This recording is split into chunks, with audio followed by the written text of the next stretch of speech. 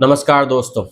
America और Iran के बीच जारी संघर्ष स्टेट ऑफ हार्मोज को लेकर बढ़ती चिंताएं, कुवैत में मिसाइल और ड्रोन हमले और युद्ध विराम को बचाने के लिए चल रही कूटनीतिक कोशिशों ने पूरे क्षेत्र को एक बार फिर दुनिया के केंद्र में ला दिया है। हाल के घंटों में सबसे बड़ी खबर ये सामने आई है कि ईरान की इस्लामिक रेवोल्यूशनरी गार्ड कॉर्प्स यानी IRGC ने दावा किया है कि उसने अमेरिकी सेना से जुड़े एक एयरबेस पर जवाबी हमला किया है। IRGC के अनुसार अमेरिका ने सबसे पहले ईरान के हार्मुज़गान प्रांत की सीरी द्वीप पर स्थित एक संचार टावर को निशाना बनाया था। इसके जवाब में ईरानी एयरोस्पेस फोर्स ने इस एयरबेस पर हमला किया, जहां से कथित तौर पर यह कार्रवाई शुरू हुई थी। ईरान का कहना है कि उसके हमले में निर्धारित सैन्य लक्ष्य नष्ट कर दिए गए हैं। दूसरी तरफ कुवैत ने यह क्लेम करा है कि उसकी वायु रक्षा प्रणाली ने कई मिसाइलों और ड्रोन को हवा में ही इंटरसेप्ट कर दिया है। हमलों के दौरान पूरे क्षेत्र में सायरन बजाए गए और सुरक्षा एजेंसी को हाई अलर्ट कर दिया गया। कुवैत के विदेश मंत्रालय ने इन हमलों की कड़ी निंदा करते हुए कहा है कि इस तरह की सैन्य कार्रवाइयां क्षेत्र में तनाव कम करने के प्रयासों को नुकसान पहुंचा रही हैं और दूसरे खाड़ी क्षेत्र की सुरक्षा तथा स्थिरता को खतरे में डाल रही हैं। उधर अमेरिकी सेंट्रल कमांड यानी सेंटिकॉम ने भी अपना बयान जारी किया है। सेंटिकॉम के अनुसार अमेरिका ने सप्ताहांत में ईरान के खिलाफ सीमित सैन्य कार्रवाई की थी। अमेरिकी सेना का कहना है कि यह कार्रवाई ईरान द्वारा एक अमेरिकी MQ-1 ड्रोन को मार गिराने के जवाब में की गई। अमेरिका के अनुसार उसके लड़ाकू विमानों ने ईरानी एयरस्पेस डिफेंस सिस्टम, एक ग्राउंड कंट्रोल स्टेशन और 2 हमलावर ड्रोन को नष्ट कर दिया, जो क्षेत्रीय समुद्री मार्गों से गुजरने वाले जहाजों के लिए खतरा बने हुए थे। अमेरिकी अधिकारियों ने दावा ये किया है कि इस कार्रवाई में किसी भी अमेरिकी सैनिक को नुकसान नहीं पहुंचा है।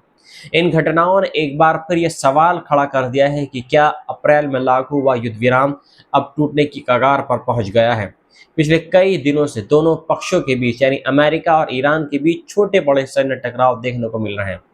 हालांकि इसके बावजूद पर्दे के पीछे बातचीत का सिलसिला भी जारी है। अमेरिका और ईरान के प्रतिनिधि एक संभावित समझौते को पर चर्चा कर रहे हैं, जिसके तहत मौजूदा युद्ध विराम को अगले 60 दिनों के लिए बढ़ाया जा सकता है। रिपोर्ट्स के अनुसार इस संभावित समझौते में स्ट्रेट ऑफ हार्मोज से गुजरने वाले जहाज़ों की निर्बाध आवाजाही सुनिश्चित करने की बात शामिल है। इसके तहत ना तो कोई अतिरिक्त शुल्क लगाया जाएगा और ना ही जहाज़ों को परेशान किया जाएगा।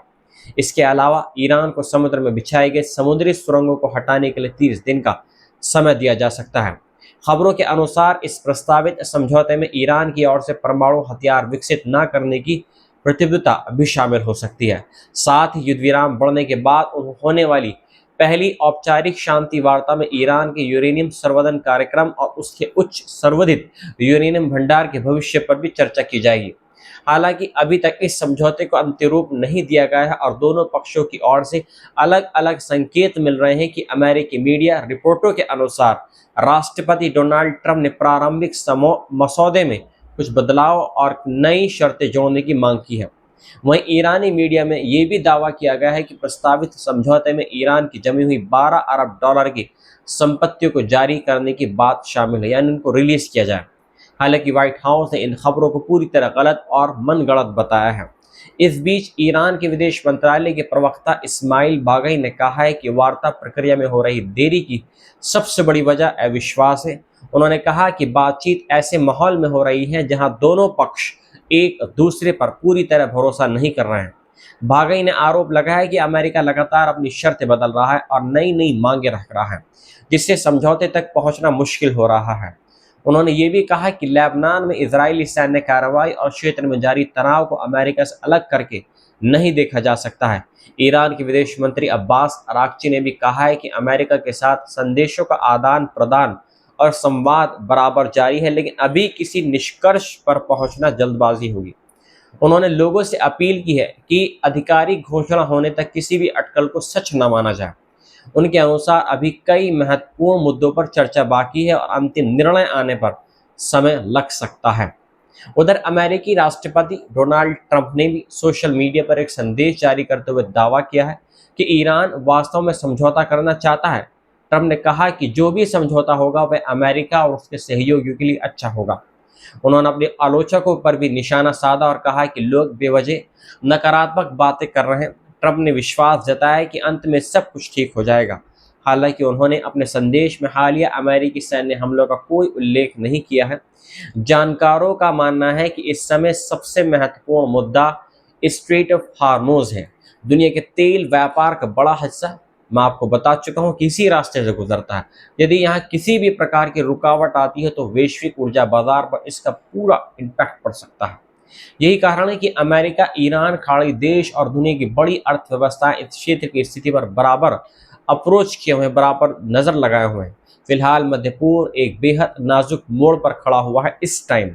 एक तरफ मिसाइल हमले हो रहे हैं, ड्रोन कार्रवाइयां हो रही हैं और सैन्य जवाबी हमले जारी हैं, तो दूसरी तरफ कूटनीतिक प्रयास भी पूरी ताकत से चल रहे हैं।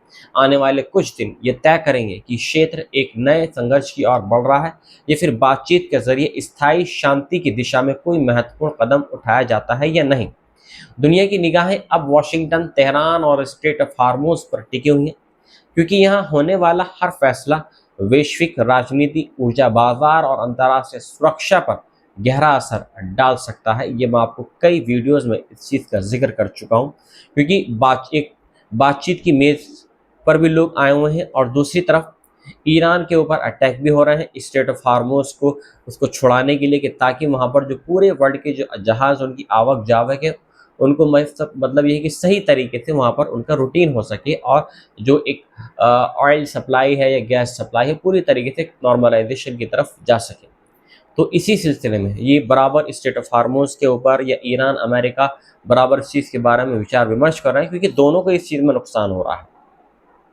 मिलता हूँ मैं आपसे एक नई रिपोर्ट के साथ में। जय हिंद।